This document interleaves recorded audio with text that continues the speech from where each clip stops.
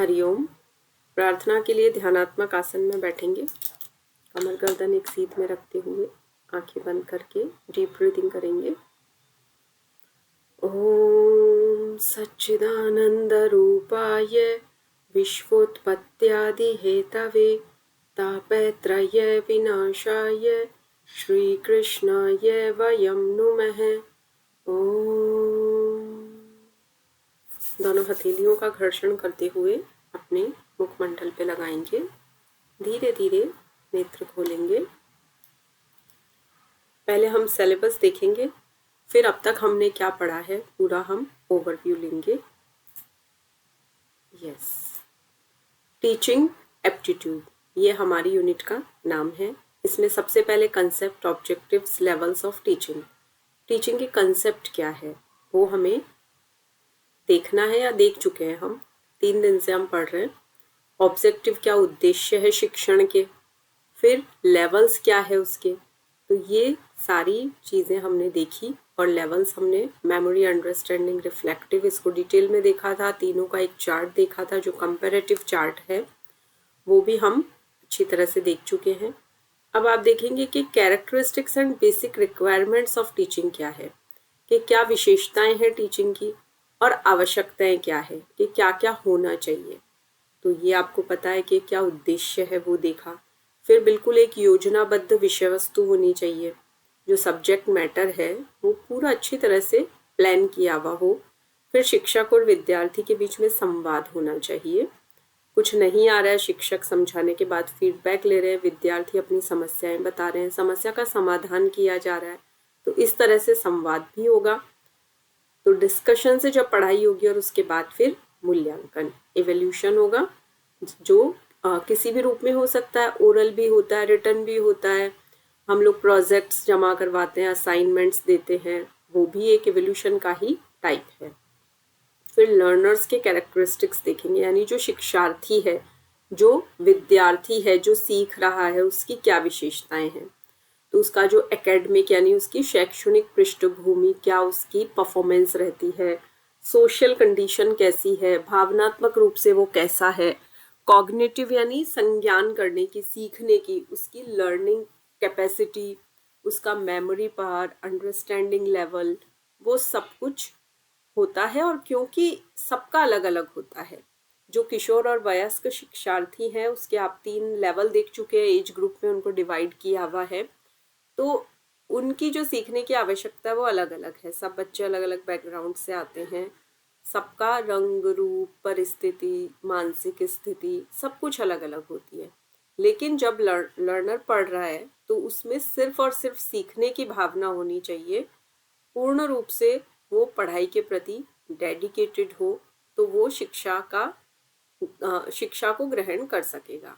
फिर individual differences देखेंगे तो वही बात है कि सबका बुद्धि का स्तर अलग है, सबकी हॉबीज, रुचियां अलग है, एबिलिटी अलग है, सीखने की गति, भाई बात प्रकृति वाला होगा ना, बहुत जल्दी वो कैच कर लेगा पढ़ाई को। हाँ, वो भूलेगा भी जल्दी, लेकिन कई बच्चे बहुत जल्दी सीखते हैं।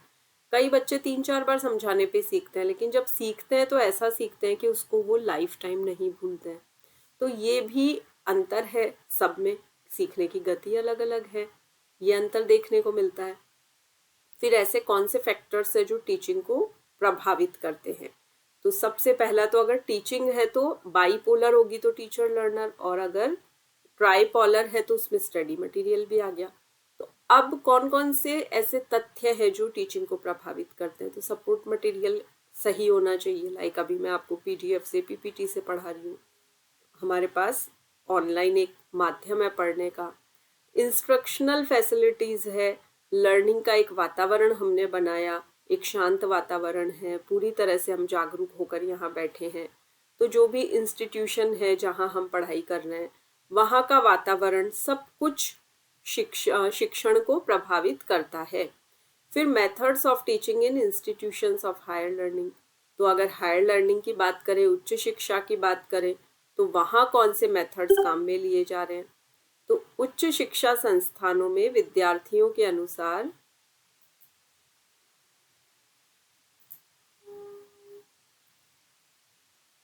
उच्च शिक्षण संस्थानों में विद्यार्थियों के अनुसार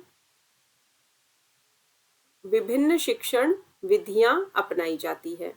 तो अब teacher centred versus learner centred method की बात करेंगे हम। तो जो टीचर सेंटर्ड है वहाँ पे शिक्षक मुख्य भूमिका में होता है, और जो स्टूडेंट सेंटर्ड है, लर्नर सेंटर्ड है, वहाँ पे स्टूडेंट एक्टिव होता है। और उसके बाद ऑफलाइन वर्सेस ऑनलाइन मेथड्स की बात की गई है। तो आपको स्वयं प्रभा, मूक्स, ये सब इनिशियल्स एक बार बता दिए थे क्लास में। तो आप इन सब की फुल फॉर्म्स भी लर्न करेंगे और डिटेल में हम इन्हें पढ़ेंगे। यूनिट 1 में भी पढ़ेंगे और यूनिट 10 में फिर से पढ़ेंगे, आईसीटी में पढ़ेंगे, बार बार आपको पढ़ने को मिलेगा। फिर टीचिंग सपोर्ट सिस्टम की अगर बात करें तो traditional, modern, ICT based tools की बात है यहाँ पे, कि अभी जैसा मैंने बताया कि ये सारे मोड्स रहेंगे और आपको ये पढ़ना है। फिर एवोल्यूशन सिस्टम्स के किस तरह से मूल्यांकन किया जाता है कि जो भी टीचिंग की जा रही है उसके क्या परिणाम है, आउटकम्स आ रहे हैं क्या, लर्निंग कैसी है, इफेक्टिव है क्या। फिर elements and types of evolution की बात करें तो इसमें formative, summative, internal and external evolution होता है। और हायर एजुकेशन में एवोल्यूशन की बात करें तो कंटिन्यूअस होना चाहिए, ये टाइम पे स्टूडेंट्स का मूल्यांकन करते रहना चाहिए ताकि उनकी प्रोग्रेस पता रहे। फिर चॉइस बेस्ड क्रेडिट सिस्टम्स, ये आप बिल्कुल लास्ट में पढ़ेंगे कि जब सीबीएस रहेगा, सीबीसीएस में स्टूडेंट्स अपनी पसंद का सब्जेक्ट वो चूज करते हैं, फिर उनको क्रेडिट्स अकॉर्डिंगली मिलते हैं। और कंप्यूटर बेस्ड जो टेस्टिंग होती है, इनोवेशंस होते हैं, उन सब से काफ़ी ट्रांसपेरेंट होता है। अभी जो आपका नेट जेआरएफ का एग्ज़ाम रहेगा वो भी इसी मोड पे, सीबीटी मोड पे रहेगा। तो इस तरह से हमने सिलेबस का एक ओवरव्यू लिया। अब हमने कल जो पढ़ा हम उसको कंटिन्यू करेंगे। फिर आज हम ब्लूम की टैक्सोनॉमी भी लेंगे। तो फैक्टर्स अफेक्टिंग टीचिंग, टीचिंग को प्रभावित करने वाले कारक। ऐसे कौन कौन से कारक हैं जो टीचिंग को प्रभावित करते हैं।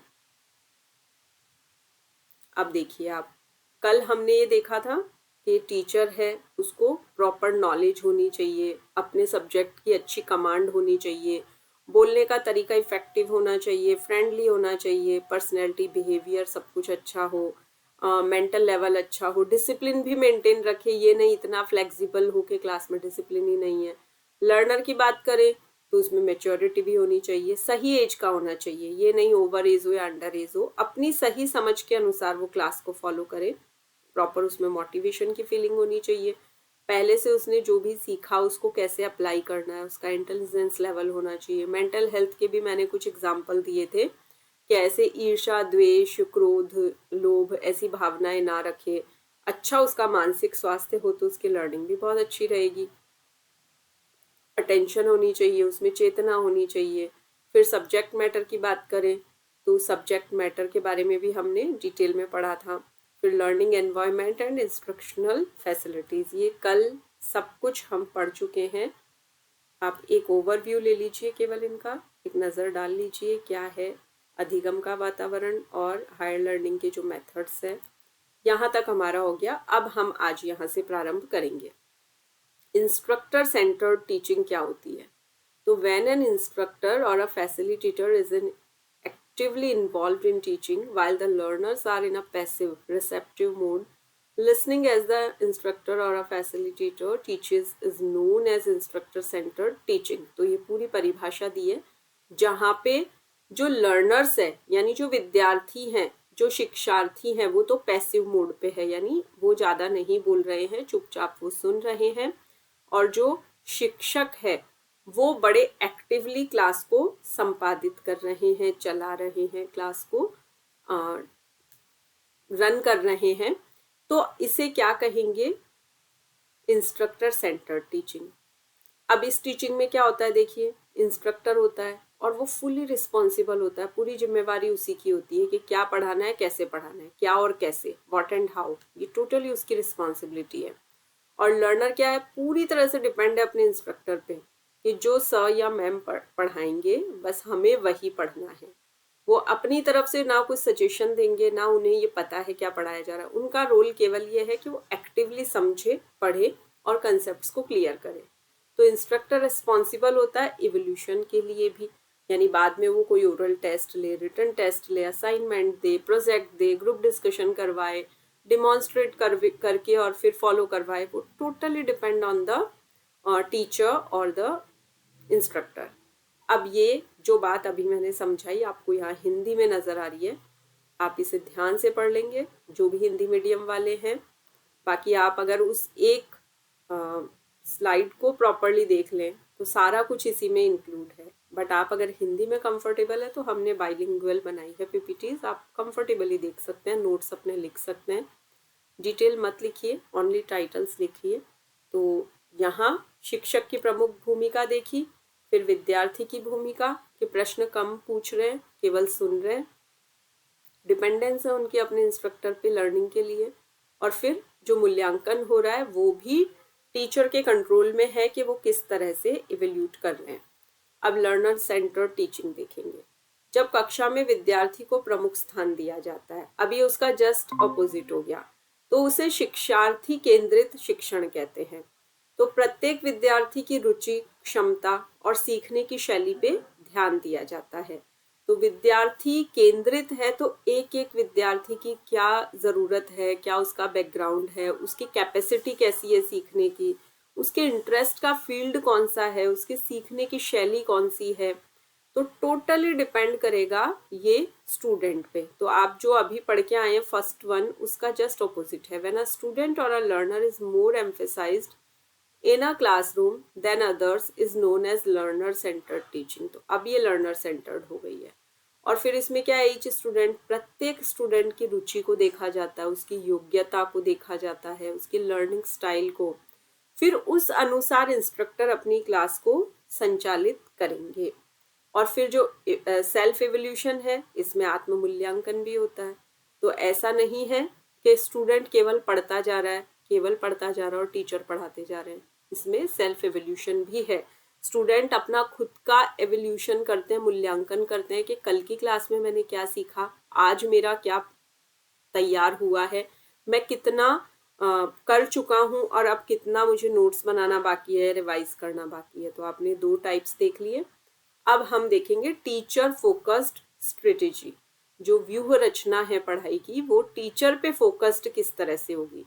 तो एक तो टीचर्स देखिए अलग अलग मेथड काम में लेते हैं, मैंने कल भी बताया था। लेक्चर मेथड होता है कि टीचर स्टूडेंट्स को जो भी सब्जेक्ट मैटर है वो लेक्चर स्टाइल में बोलते जाते हैं, और हायर स्टडीज़ में यही होता है, क्योंकि देखिए सिलेबस इतना बड़ा होता है कि अगर हम एक टॉपिक को लेके 2-4 दिन बैठ गए तो फिर सिलेबस कंप्लीट ही नहीं हो पाएगा। आप खुद अपना नेट जेआरएफ का ले लीजिए, चाहे आपका सेकंड पेपर हो चाहे फर्स्ट पेपर हो, इतना वाइड सिलेबस है।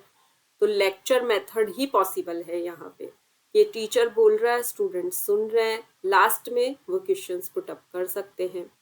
फिर है टीम टीचिंग। ये भी मैं आपको बता चुकी हूँ कि जब 2 या 2 से ज़्यादा लोग मिलके उस कोर्स को पढ़ाते हैं, टीचर्स की एक टीम बनती है, वो प्रिपरेशन करते हैं अपने लेसन प्लान्स की, टीचिंग की, गाइड की, वो सारी चीज़ें टीम टीचिंग में आ जाती है। वीडियो प्रेजेंटेशन जो अभी यहाँ पे हो रहा है कि ये एक इम्प्रूव्ड मेथड है। जब आपके सामने ये चलता है तो आपको चीज़ें जब आंखों से भी दिख रही है, कानों से भी सुनाई दे रही है, समझाया भी जा रहा है, तो आपकी लर्निंग बहुत फास्ट हो जाती है।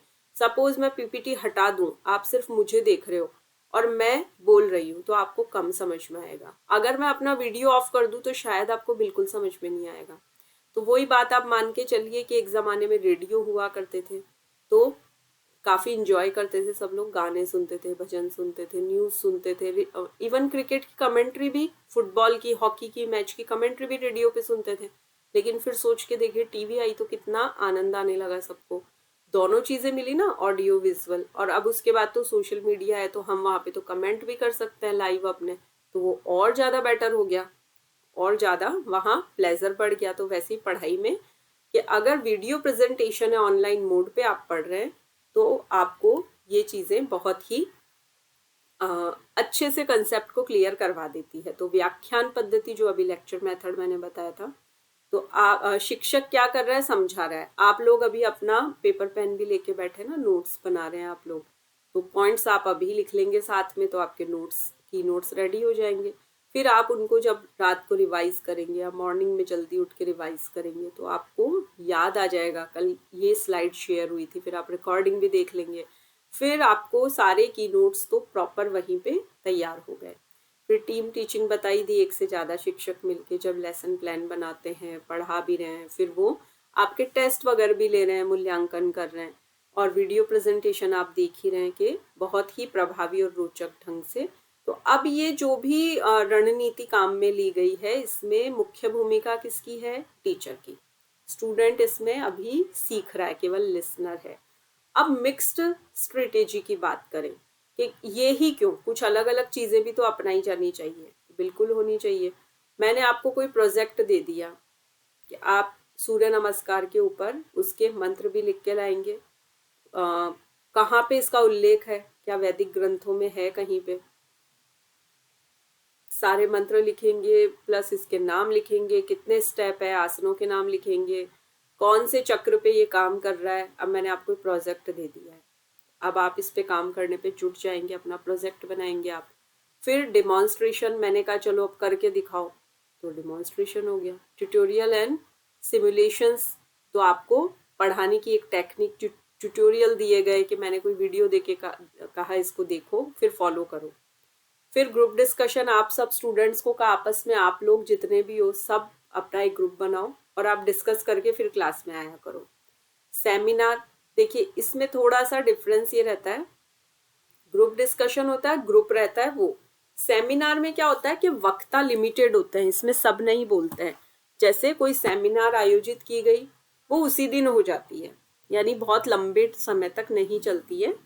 तो उसमें कुछ विद्वान लोग बैठते हैं और वो अपनी अपनी प्रेजेंटेशन देते हैं किसी विषय पे, तो जो उसी दिन हुई समाप्त हो गई वो seminar. Brainstorming and role play क्या है? सपोज मैंने आपसे कहा कि मैं अपना कोई एक कैफे स्टार्ट करना चाहती हूँ, मैं खाने पीने की बड़ी शौकीन हूँ और मेरे पास कुछ एक्स्ट्रा पैसा है, तो मैं एक रेस्टोरेंट डालने का प्लान कर रही हूँ, बट मुझे आइडिया ही नहीं आ रहा है मैं उसका नाम क्या रखूँ। तो मैंने, आप क्लास में 30 स्टूडेंट्स हैं और सबसे उसी वक्त कहा चलो आप लोग मुझे आइडिया दो, तो किसी ने कोई नाम सुझाया, किसी ने कुछ, किसी ने कुछ। अब आपको बहुत अलग अलग आइडियाज आएंगे। देखो सब लोग एक सा नहीं सोचते ना, 30 स्टूडेंट्स 30 नेम्स अलग अलग देंगे, तो ये ब्रेन स्टॉर्मिंग हो गई। स्टॉर्म क्या होता है? तूफान। अब ब्रेन में तूफान आना मतलब ऐसा कोई तूफान बाहर से नहीं, मीन्स ये हुआ कि आप लोग बहुत तेजी से सोचने लगे कि मैम ने एक नाम पूछा है तो चलो मैं बढ़िया नाम बताऊं, मेरा नाम उससे बेटर होना चाहिए जो मैं सजेस्ट करूं। तो आप लोग उस वक्त ही ब्रेन स्टॉर्मिंग में लग गए। तो ये ऐसे याद रखेंगे, बाकी मैंने हिंदी में भी इनको किया है, देखिए। तो मिक्स्ड स्ट्रेटेजी क्या है? वो शिक्षण पद्धति है, टीचर अलग अलग टीचिंग मेथड्स को मिलाते हैं और पढ़ाते हैं। यानी हमारी कोशिश रहती है कैसे भी हो आप लोग अच्छे से पढ़ो। पीपीटी हमने बनाई, इंग्लिश में बनाई, आपको लगा नहीं हिंदी चाहिए तो हमने बाइलिंगुअल बनाई। अब यहाँ सारे नाम आपको इंग्लिश में भी मिलेंगे, हिंदी में भी मिलेंगे, तो आप काफ़ी इजीली चीज़ों को समझ पाए। हमारी सारी कोशिश यही है कि हमारी लर्निंग प्रभावशाली हो, आपको बेनिफिट हो। तो इसमें पहली पहली प्रोजेक्ट मेथड पे बात करें। अब मैंने सूर्य नमस्कार का एग्जाम्पल दिया ना, मैंने प्रोजेक्ट दे दिया कि बना के लाइए, तो अब आप खुद उस पर काम कर रहे हैं तो सीख भी रहे हैं। फिर आपने देखा कि मेरे प्रोजेक्ट में मैंने लिखा तो बहुत अच्छा, लेकिन मैंने पिक्चर्स नहीं लगाई। मेरे साथ वाले फेलो स्टूडेंट ने तो बहुत अच्छी अच्छी तस्वीरें लगाई है। अगर उसने चार्ट बनाया तो कुछ कटिंग करके लगा दी, किसी ने पीपीटी तैयार की तो उसमें अपनी ही फोटोज डाल दी, बैकग्राउंड बड़ा अच्छा डाला, कलर सेटिंग बड़ी अच्छी है। तो आप खुद फिर सोचते हो कि नेक्स्ट टाइम मैं भी इस टाइप का प्रोजेक्ट बनाऊं। तो इस तरह से हम खुद सीखते हैं, ठीक है।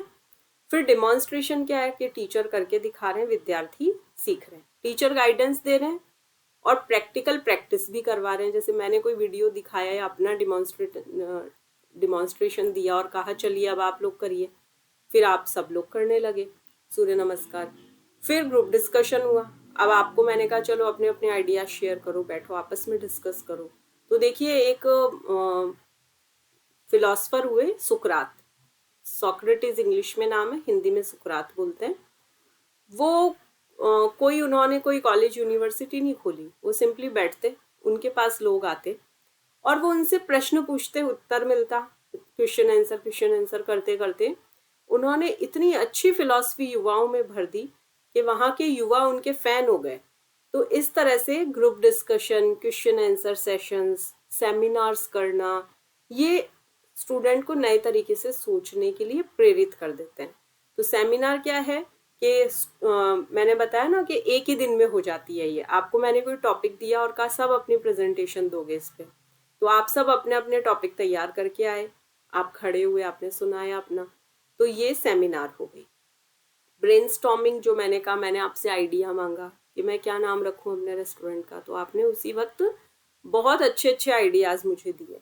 तो यहाँ स्टूडेंट्स क्या है, नई चीजें उनको सोचने के लिए तैयार करना, कि वो खुद से भी सोचे। ये नहीं कि हमने मैटर दिया, वो पढ़ के आ गए और एग्जाम कैसे जैसे पास भी हो गए, लेकिन वो नए आइडियाज वाली बात नहीं आई ना, उनके अंदर वो क्रिएटिविटी नहीं आई। तो स्टूडेंट्स के अंदर से वो रचनात्मकता निकालना, उनको कुछ नया खुद से करने के लिए प्रेरित करना, तो ये सब शिक्षण की रणनीतियां होती है। तो स्टूडेंट फोकस स्ट्रेटेजी की बात करें तो स्टूडेंट को जो फोकस कर रही है वो देखिए क्या है। असाइनमेंट्स आप लोग सब एमए कर चुके हैं, आप लोगों ने ज़रूर असाइनमेंट्स सबमिट करवाए होंगे, प्रोजेक्ट आपको मिले होंगे, वो आपने किया। केस स्टडी, कोई भी हम थीसिस लिखते हैं, कुछ लिखते हैं, लॉ ग्रेजुएशन भी करते हैं, तो हमें केस स्टडीज लगानी पड़ती है। इससे पहले इस मामले के कितने केसेस हो चुके हैं। आप लोग कोई भी अगर रिसर्च पेपर लिख रहे हैं तो ये बताएंगे कि आपने इतने रिसर्च पेपर की स्टडी की और ये आप यहाँ पे कुछ रेलिवेंट केस इस टॉपिक से रिलेटेड लगा रहे हैं, तो इसको आप देख लीजिए, सबको हिंदी में देख लीजिए। चलिए, तो विद्यार्थी केंद्रित रणनीति जब होती है तो सबसे पहले पीएलएम की बात करें, यानी प्रोग्राम्ड लर्निंग मेथड, चरणबद्ध यानी एक सीक्वेंस में और सेल्फ स्टडी पे बेस्ड शिक्षण है। तो ये पीएलएम यानी प्रोग्राम्ड लर्निंग मेथड, चरणबद्ध और स्वयं अध्ययन आधारित शिक्षण। फिर CAI यानी कंप्यूटर असिस्टेड इंस्ट्रक्शन, तो कंप्यूटर की सहायता से सीखना। अभी आप लोग यही कर रहे हो ना, अभी आप लोगों की ऑनलाइन क्लास चल रही है, तो लैपटॉप या मोबाइल के थ्रू आपने ज्वाइन किया हुआ है। अब मैं आपसे कहूँ कि आप कल इस पे कोई प्रेजेंटेशन बना के लाना, आपने अब तक क्या पढ़ा, तो आप कुछ रेडी करोगे, तो कंप्यूटर की सहायता से आपकी लर्निंग हो रही है। ह्यूरिस्टिक विधि क्या होती है, खोज और अनुभव के माध्यम से सीखना। कुछ भी आप कोई भी नया अपना इनोवेटिव आइडिया लेके अपने एक्सपीरियंस के बेसिस पे कुछ नया सीख रहे हो। असाइनमेंट आपको पता है, ये लिखने को जो मिल जाता है वो हैंड रिटन ही देने पड़ते हैं, वो टाइप्ड या प्रिंट आउट निकाल के नहीं जाते हैं। आज भी अभी भी कॉलेजेस में यही सिस्टम चलता है, आपको अपने हैंड रिटन असाइनमेंट देने होते हैं। प्रोजेक्ट कार्य, आपको कोई प्रोजेक्ट मिला वास्तविक जीवन से जुड़ा कार्य, तो आपने उसके ऊपर प्रॉपर अपने कुछ डेटाज इकट्ठे किए, प्रोजेक्ट फील्ड में गए आप, आपने वहां से कोई काम किया जुड़ा हुआ। तो आपको जैसे दे दिया कि बच्चों पे सूर्य नमस्कार कितना इफेक्टिव है, क्या करवाना चाहिए टीन एज स्टूडेंट्स को, तो आपने फील्ड में जाके प्रोजेक्ट वर्क किया। फिर केस स्टडी, किसी एक बच्चे को देखा कि ये बहुत ज़्यादा मोबाइल देखता है, इसको मोबाइल की आदत छुड़वानी है, तो चलो इसको सूर्य नमस्कार करवाते हैं, बच्चे का ध्यान बट जाएगा, कहीं और लगेगा। फिर सूर्य नमस्कार करने से उसका ऑलराउंड डेवलपमेंट होगा, हॉलिस्टिक वेलनेस आएगी, तो उसको मोबाइल की लत कम हो जाएगी, वो भूल जाएगा मोबाइल कोई चीज़ होती है, मतलब वो कम कर देगा टाइम। तो आपने उस केस को पूरा देखा कि पहले बच्चा 6 घंटे मोबाइल देखता था, अब उसका टाइम धीरे धीरे कम होते होते बिल्कुल आधे घंटे पे आ गया। तो आपने किसी एक के ऊपर काम किया, एक ही बच्चे पे, तो ये विशेष स्थिति का विश्लेषण हो गया। तो इसमें स्टूडेंट बहुत सक्रिय होता है और शिक्षक केवल गाइड की भूमिका निभाता है। शिक्षक केवल ये कह देगा कि चलो असाइनमेंट लिख लाना, प्रोजेक्ट, कुछ भी आपको रेडी PDF नहीं मिलेंगे, आपको खुद से अपनी मेहनत करनी होगी। ये हुई विद्यार्थी केंद्रित रणनीति। अब आगे बढ़ेंगे, टीचिंग की स्टेजेस होती है। देखिए टीचिंग किन स्टेजेस पे काम करती है। तो पहले है प्री एक्टिव फेज यानी प्लानिंग। भाई आपकी क्लास लेने से पहले एक योजना मैं बना लेती हूँ ना, आज मुझे क्या क्या कवर करना है। जैसे अभी तक ब्लूम की टैक्सोनॉमी नहीं हुई तो आज वो पढ़ानी है, मैंने प्री एक्टिव फेज में प्लानिंग कर ली। अब मैं एक्चुअल टीचिंग, अब क्लास जब स्टार्ट हुई अपनी तो इंटरएक्टिव फेज आ गया। अब जब क्लास खत्म होगी तो मैं पूछूंगी किसको क्या समझ में नहीं आया बताइए, फिर से रिवाइज करवा दें आपको। तो अब आप सब अपना अपना फीडबैक देंगे कि मुझे ये आ गया, ये नहीं आया, इसको दोबारा बता दीजिए, या ये हम कहाँ से और इसको डिटेल पढ़ सकते हैं। ऐसी कोई भी बात है, वो फीडबैक है। तो टीचिंग के स्टेजेस में सबसे पहले प्री एक्टिव आई, तो यहाँ लेसन प्लान बना कि भाई आपको टीचिंग एप्टीट्यूड पढ़ाना है। तो आज मैंने डिसाइड किया था कि मैं एक बार फिर से आपको सिलेबस दिखाऊंगी और ये कहूंगी कि सिलेबस अच्छी तरह पढ़ो। तो मैंने वही किया, ये मेरी आज की पाठ योजना थी। फिर मैंने उद्देश्यों का निर्धारण किया कि कल क्या पढ़ा आपसे मैं एक बार रिवीजन लूंगी लास्ट में। तो ये मैंने उद्देश्य का निर्धारण किया। फिर मैंने विषय वस्तु का कि आज ब्लूम की टैक्सोनॉमी भी कवर करनी है। फिर उपयुक्त विधि और साधन के इसके लिए मुझे ये पीपीटी बना के इस तरह पीडीएफ ये सब रखने अलग से। तो मैंने साधन भी डिसाइड कर लिए कि मेरा क्या मेथड रहेगा।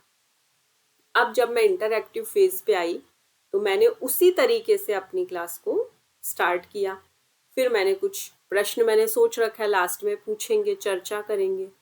फिर स्टूडेंट्स उसमें सहभागिता यानी हिस्सा लेंगे, पार्ट टेक करेंगे। आप लोग भागीदार बनोगे, आप भी बोलोगे, आप आंसर दोगे तभी तो मैं समझ पाऊंगी।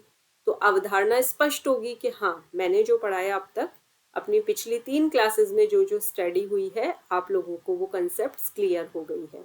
तो इससे पहले वाले स्टेप में प्लानिंग की थी और यहाँ अभी ये एक्चुअली हम एग्जीक्यूट कर रहे हैं, उसको एक्शन में ला रहे हैं। वही श्रवण मनन निधिध्यासन अब एक्शन में ले आए उसको।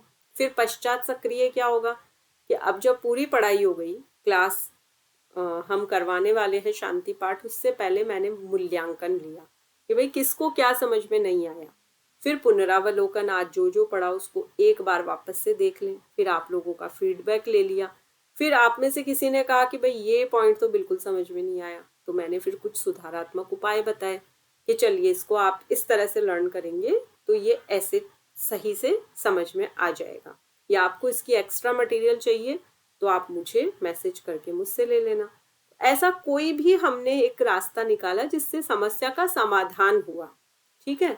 अब इसी के साथ के जब स्टूडेंट्स पढ़ते हैं तो किसी किसी को, कोई बच्चा है छोटा, आपने एक मूवी देखी होगी तारे जमी पे, उसमें एक ईशान अवस्थी नाम का बच्चा था, वो बी और डी के बीच में कंफ्यूज्ड था। उसको जब वो ब्लैक बोर्ड पे देखता तो सारे लेटर्स डांस करते हुए नजर आते थे। तो ऐसी बीमारियां होती है, कुछ मानसिक समस्याएं होती है। और हम ये क्यों पढ़ रहे हैं? क्योंकि एनटी ऐसे क्वेश्चंस पूछ चुका है, पीवाईक्यूज में मिल जाएगा आपको, ऐसे प्रश्न आ चुके हैं। तो मैंने बहुत लंबी लिस्ट नहीं बनाई, मैंने केवल 4 प्रॉब्लम्स ली है आपको केवल ये गाइडलाइन देने के लिए कि ऐसे प्रश्न भी बनते हैं। तो आप लोग पीवाईक्यू स्टार्ट कर दीजिए करना, तो आपको समझ में आएगा कि क्या समस्याएं भी आती है, यानी स्पेसिफिक लर्निंग डिसेबिलिटीज क्या है। कि बच्चा डायलैक्सिया, ये यानी रीडिंग की प्रॉब्लम एरिया का है, रीड ही नहीं कर पाता, उसको शब्द पढ़ने में प्रॉब्लम होती है। फिर है डायग्राफिया, यहाँ राइटिंग की प्रॉब्लम है, स्पेलिंग में प्रॉब्लम आ जाती है, बी डी में कंफ्यूज हो जाता है, बी बना डी नहीं, ये ठीक है। तो हर वर्ड में उसको कुछ ना कुछ कंफ्यूजन कैसे भी आ जाता है। तो ये नर्वस सिस्टम से रिलेटेड समस्या होती है बेसिकली। लेकिन अब आप अगर क्लास ले रहे हो और आपकी क्लास में 20 स्टूडेंट्स और 2 को कुछ ऐसी समस्या है तो आपको फिर थोड़ी सी स्पेशल अटेंशन लेनी पड़ेगी ना, उनकी समस्या को ध्यान में रखते हुए उनके लिए कोई रास्ता निकालना होगा। फिर है डाइस कैलकुलिया। अब कैलकुलेशन से याद रख लेना, मैथ्स में कैलकुलेशन होती है ना, तो ये मैथ्स से रिलेटेड है, नंबर्स और कैलकुलेशन प्रॉब्लम। फिर है डाइसप्रैक्सिया, ये कोऑर्डिनेशन की प्रॉब्लम है, इसमें बच्चा प्रॉपरली खड़ा ही नहीं हो पाता है, जैसे बॉल कैच करवाई तो वो कैच ही नहीं कर पा रहा है, उससे कैच ड्रॉप हो जाएगा। तो ये स्पेसिफिक लर्निंग डिसेबिलिटी वैसे न्यूरोलॉजिकल डिसऑर्डर है, न्यूरो मतलब हमारे नर्वस सिस्टम से रिलेटेड है। तो किसी बच्चे में अगर ये विकार है तो रीडिंग, राइटिंग, मैथ्स, कोऑर्डिनेशन किसी भी काम में जो जिससे रिलेटेड है वो काम नहीं कर पाएगा। तो ये यहाँ बताने का उद्देश्य इतना ही है कि जब टीचिंग की जाती है, लर्निंग की जाती है, तो ये समस्याएं भी आती है और इस पे क्वेश्चन बन चुका है, तो इसे आप अच्छे से पढ़ लेंगे। चलिए अब हम अपना आज जो हमने डिसाइड किया है ब्लूम की टैक्सोनॉमी वो ले लेते हैं। फिर लास्ट में हम थोड़ा सा टाइम आपकी प्रॉब्लम्स को सॉल्व करने का भी रखेंगे ताकि हम समझ पाएँ क्या समस्याएं चल रही हैं। चलिए ये आज हम स्टार्ट करेंगे ब्लूम की टैक्सोनॉमी से।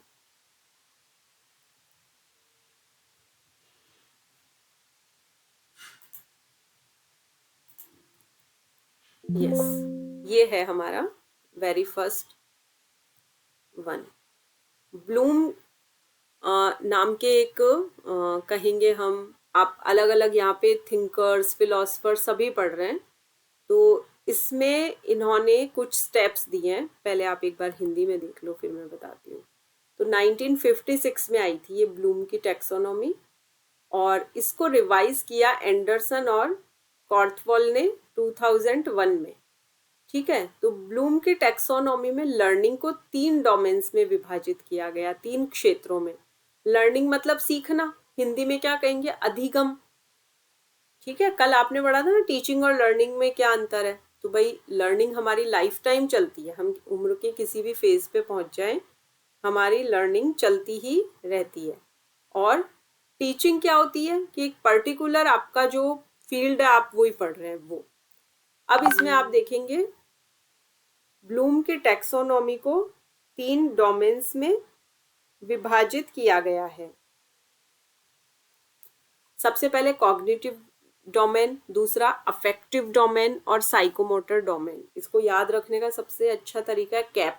कैप वर्ड होता है ना, CAP, तो आप ये ऐसे लर्न कर लेंगे, CAP कैप। तो C से कॉग्निटिव डोमेन, A से अफेक्टिव डोमेन और P से साइकोमोटर डोमेन। अब इसको कैसे याद रखेंगे, कॉग्निशन की बात आएगी तो दिमाग, सोचता कौन है, माइंड सोचता है ना, हेड। तो किसी भी चीज की अगर, यस बोलिए,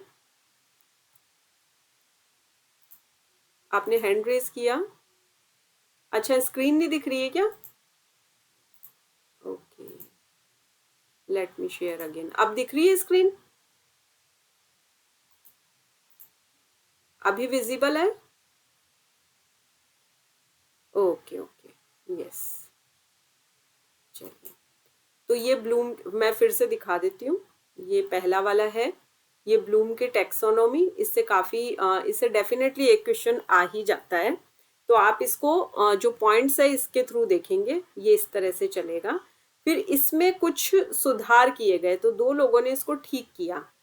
कब रिवाइज किया, 2001 में। तो 1956 में तो ब्लूम ने ये टैक्सोनॉमी दी और इसको 2001 में एंडरसन और कॉर्थवॉल ने रिवाइज किया।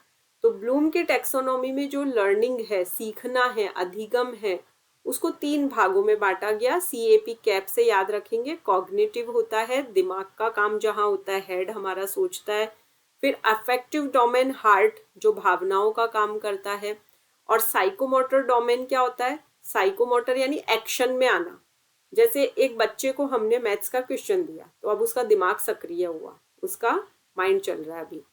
फिर अफेक्टिव डोमेन कोई हार्ट से रिलेटेड, जैसे उसको कविता सुनाने को कहो तो हम कहेंगे चलो माँ पे कविता सुनाओ, तो कुछ उसकी भावनाएं जागेगी, अपनी माँ याद आएगी, वो सुनाएगा। फिर साइकोमोटर मतलब अब वो गेम्स खेल रहा है, या उसको हमने मैथ्स का क्वेश्चन दिया और अब वो लिखेगा तो हाथों से ही लिखेगा ना, तो अब उसका साइकोमोटर डोमेन एक्टिवेट हो गया। या वो स्पोर्ट्स का पीरियड में गया है तो उसका साइकोमोटर डोमेन एक्टिवेट हो गया। तो आप इसको CAP कैप से याद रखेंगे। और ये 3 वर्ड केवल है ना, इसको आपको समझाने के लिए मैंने लिखे हैं, तो आप इसको इससे रिलेट करेंगे। की नोट्स ऐसे बनाए जाते हैं कि छोटे छोटे क्लू हम उसमें लिख लेते हैं ना अपने नोट्स में, तो हमको वो चीज़ें जल्दी याद रहती है। तो आप कॉग्निटिव का हेड लिख लेंगे, अफेक्टिव का हार्ट लिख लेंगे और साइकोमोटर का हैंड लिख लेंगे। अब इनको और डिटेल में देखते हैं हम। तो पहला पहला जो कॉग्निटिव है, सोचने वाली बात है, तो ये ज्ञान, सोच और मानसिक क्षमता से संबंधित है। अब इसके लेवल जो ब्लूम ने बताए ना वो ये है। सबसे पहले ब्लूम कहता है किसी विषय की हमको नॉलेज होती है, ज्ञान होता है, फिर हम उसकी समझ, कॉम्प्रिहेंशन, अपनी समझ बढ़ाते हैं उस पर, फिर उसको हम अप्लाई करते हैं नॉलेज को। जैसे मुझे पता है कि हलवा कैसे बनता है, फिर मैंने उसके बारे में थोड़ा सा सीखा, समझा, कुछ वीडियोस देखे, फिर मैं किचन में गई और मैंने एप्लीकेशन के हलवा बनाना स्टार्ट कर दिया। फिर मैंने एनालिसिस किया कि मीठा थोड़ा कम रह गया, नेक्स्ट टाइम मैं थोड़ा ध्यान रखूंगी, सेकने में भी थोड़ा सा और इसको थोड़ा और अच्छा भूनते तो और अच्छा बनता। फिर मैंने सिंथेसिस, लास्ट में मैंने टेस्ट करवाया घर में सभी को, तो इवोल्यूशन हुआ कि हाँ ठीक है, नॉट बैड, ना बहुत अच्छा है ना बुरा है। अब इसको रिवाइज किया 2001 में एंडरसन और कॉर्थवॉल ने। उन्होंने कहा कुछ कमियां हैं इसमें, इसको ठीक करते हैं।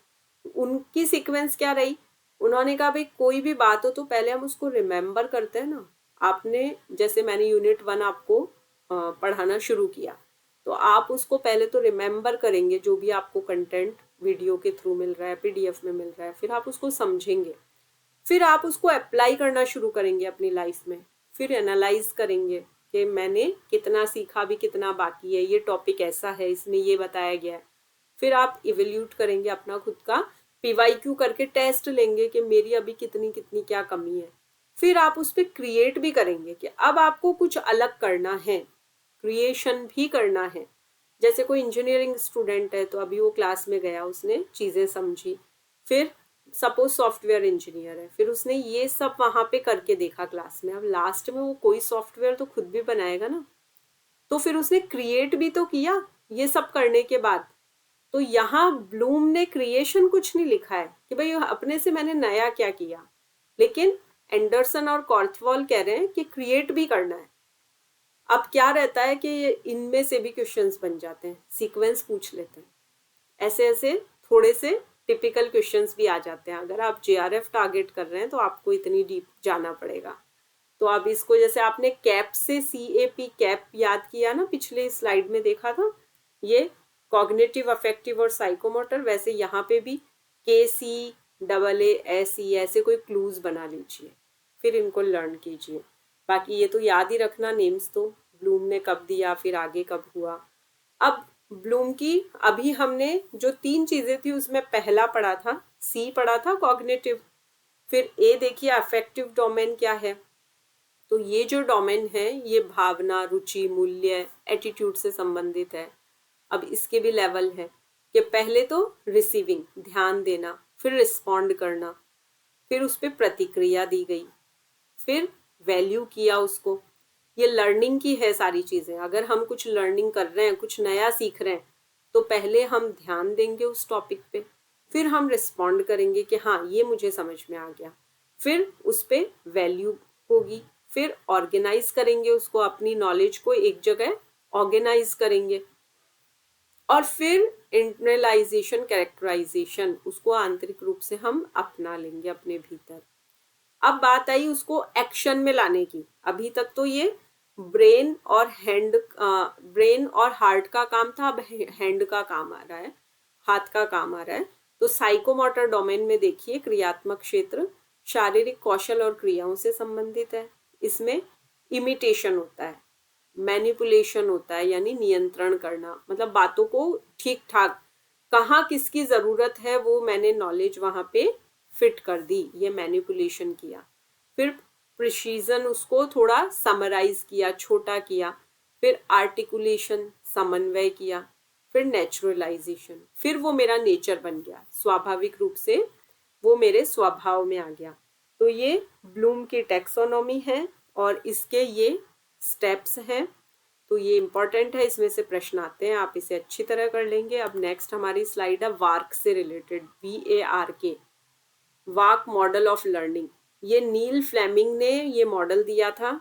आप अभी सारे लर्निंग के मॉडल्स पढ़ रहे हैं ना, तो अब ये वाक का मॉडल देखिए।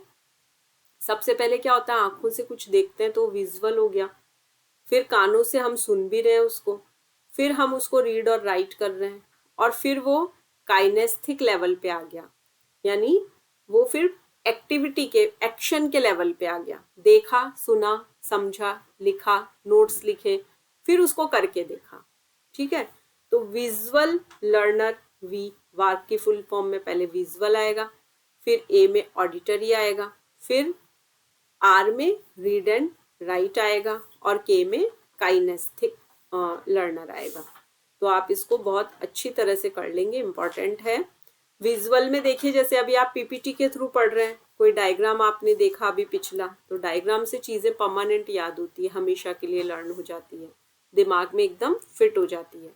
तो ये आपने पीपीटी डायग्राम ये देखें आंखों से, अब कानों से आप मैं जो बोल रही हूँ वो सुन रहे हैं, फिर आप अपने नोट्स बना रहे हैं, ये रीड एंड राइट हो रहा है।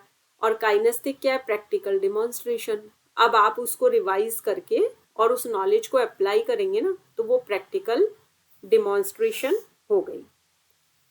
चलिए, ये मैस्लो का हायरार्की फिर अब कल से स्टार्ट करेंगे। आज हम एक बार शांति पाठ कर लेते हैं, फिर आप लीव मत करना, 2 मिनट आपकी प्रॉब्लम्स, जितना भी समय लगे हम आपकी जो भी प्रॉब्लम्स अभी तक उनको डिस्कस करेंगे। पहले एक बार शांति पाठ कर लेंगे, सभी ध्यानात्मक आसन में बैठते हुए गहरी श्वास लेंगे। ओम सर्वे भवन्तु सुखिनः, सर्वे सन्तु निरामया, सर्वे भद्राणि पश्यन्तु, मा कश्चित् दुःखमाप्नुयात्। ओम शांतिः शांतिः शांतिः। दोनों हथेलियों का घर्षण करते हुए अपने मुखमंडल पे लगाएंगे, अपने मस्तिष्क को संदेश देंगे, जो भी अध्ययन मैंने किया उसे मैं आत्मसात कर सकूं, अच्छी तरह से समझकर अप्लाई कर सकूं। इसी शुभ भावना के साथ धीरे धीरे अपने नेत्र खोलेंगे। हरिओम।